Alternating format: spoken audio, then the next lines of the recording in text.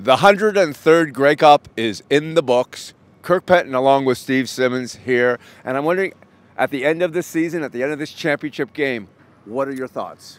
Well, it ended the way we thought it was going to end. Edmonton probably winning by a touchdown. It was a rough year in the CFL. There were a lot of things that didn't go right. You know, the game ends on a somewhat controversial issue that's still very young.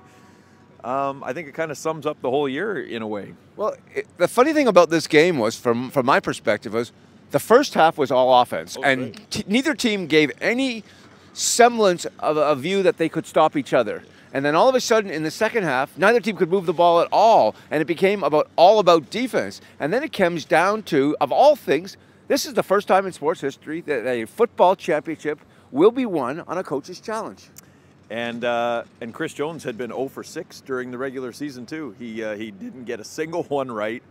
Yeah, it's just kind of the way it was in the CFL. I personally like the pass interference rule. I think that it's a tough call, and I like the fact that they replay it. So that was the right call.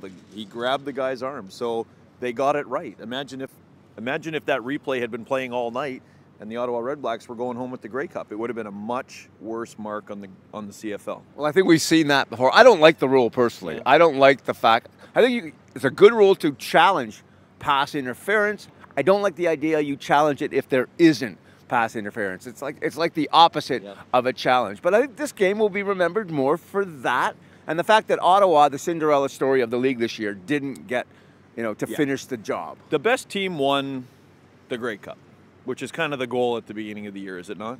Well, it's the goal, but I personally like it when the best story wins. And tonight, the best story didn't win. For Kirk Penton, I'm Steve Simmons at the 103rd Grey Cup in Winnipeg.